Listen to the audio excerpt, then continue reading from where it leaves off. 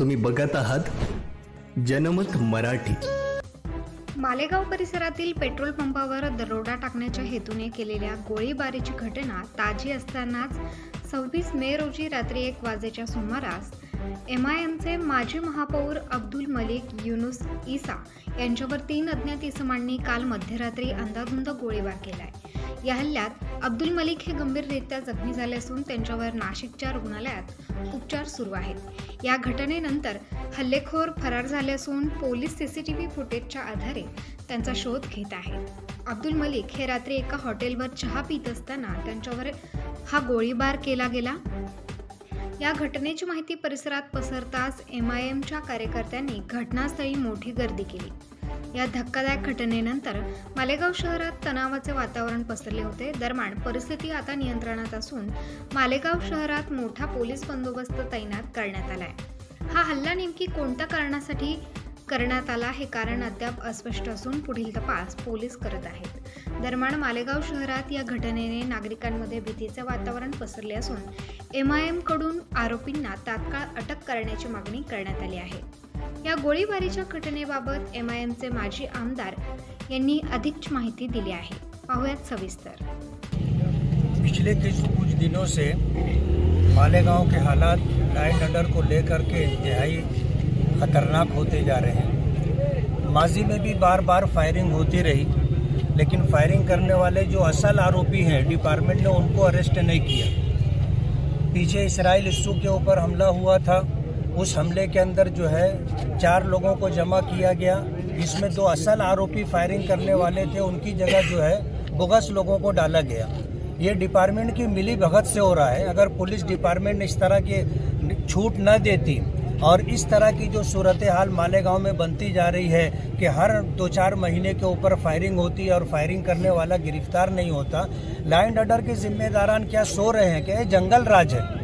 आज अगर हमारे एक से मेयर के ऊपर इस तरह का हमला होता है तो शहर के अंदर तो किसी की भी जान माल महफूज नहीं, ऐसी सूरत हाल है। आज इस वक्त अब्दुल मालिक मेयर के ऊपर जो हमला हुआ है, ये तो बहुत करीब से फायरिंग की गई और फायरिंग करने वाले इतने बेखौफ थे कि उन्होंने किसी तरह का कोई चेहरा वगैरह छुपाया नहीं, बल्कि डायरेक्ट आकर के 5-7 फीट के फासले से उन्होंने जो है फायरिंग की और 3 फायरिंग की, एक हाथ में लगी और एक पैर में लगी और एक जो है पसली में गोली लगी है। हालत अच्छी नहीं है। इन हालात के अंदर पुलिस डिपार्टमेंट यहाँ हॉस्पिटल में आकर के गर्दी किए हुए था। पुलिस डिपार्टमेंट की जिम्मेदारी ये थी कि वो बजाय हॉस्पिटल छोड़ करके आरोपियों को तलाश करना, उनको गिरफ्तार करने का काम करना चाहिए था। सारे जिम्मेदारान यहीं जमा थे और जो असल आरोपी है वो शहर के अंदर कहाँ है, शहर से निकल गए हैं। पुलिस डिपार्टमेंट उनको जाने का मौका दे रही है, ऐसा दिख करके आ रहा है। जो असल जिम्मेदारान है हॉस्पिटल में रह करके, क्या वो डॉक्टर हैं जो यहाँ आकर के वो काम कर रहे हैं? जो एक जिम्मेदार था, बाकी लोगों को अपने काम से लगना था और पूरे शहर की नाकाबंदी करके ऐसे लोगों को गिरफ्तार करने की कोशिश करनी चाहिए थी।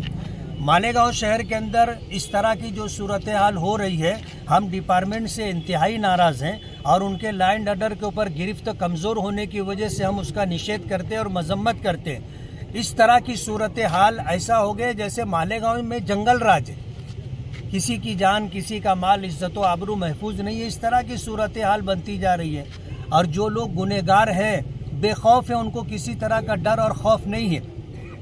ये सूरत हाल है। आने वाले दिनों के अंदर हम होम मिनिस्ट्री में भी बात करेंगे, असम्बली होगी, उसमें भी इस तरह यह आवाज़ हम उठाएंगे कि मालेगांव के अंदर पुलिस डिपार्टमेंट की गिरफ्त बहुत कमज़ोर हो गई है और इस तरह गुनहगारों के हौसले बहुत ज़्यादा बढ़ गए, जिसकी वजह से इस तरह की सूरत हाल है। आगरा रोड के ऊपर अगर फायरिंग होती है तो शहर के जो अंदरूनी इलाके हैं और किनारे का जो एरिया है, वो वहाँ के रहने वाले तो अपने आप को इंतहाई गैर महफूज समझेंगे।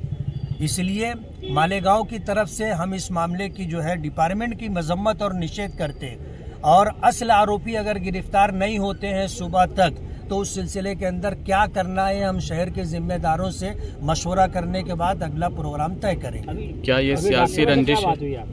ये सियासी रंजिश है या फिर अभी तो सूरत हाल क्या है कि यानी इंक्वायरी के बाद ही समझ में आएगी, लेकिन पिछले चंद दिनों से जिस तरह की आपस में जो है टॉकिंग हो रही थी, एक दूसरे से बातचीत हो रही थी, एक दूसरे के खिलाफ बोला जा रहा था, तो उससे ये साफ जाहिर होता है कि ये पॉलिटिकल और सियासी मसला है और इसी मामले में उसको टारगेट किया गया। अभी कहाँ ले गए?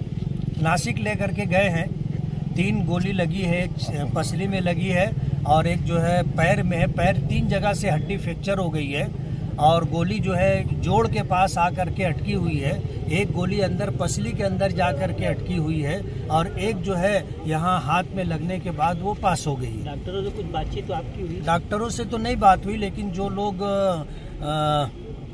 सीटी स्कैन कर रहे थे उन्होंने पूरी सूरत हाल बताई है। मामला गंभीर है। ये अब्दुल मालिक जैसा जानदार आदमी था, तो वो मजबूत आदमी था, तो वो जो है हसास बसास बातचीत कर रहा है। हम तो ये चाहेंगे कि अल्लाह ताला उसको ज़िंदगी दे, हयाती दे, सेहत और तंदुरुस्ती दे। लेकिन ये कि अगर मालिक जैसे जानदार शख्स के पैर में गोली लगी है और 3 जगह से हड्डी फ्रैक्चर हो गई है, तो और कोई होता तो पता नहीं उसकी क्या हालत होती। जबाबदारी न्याय हक्काची।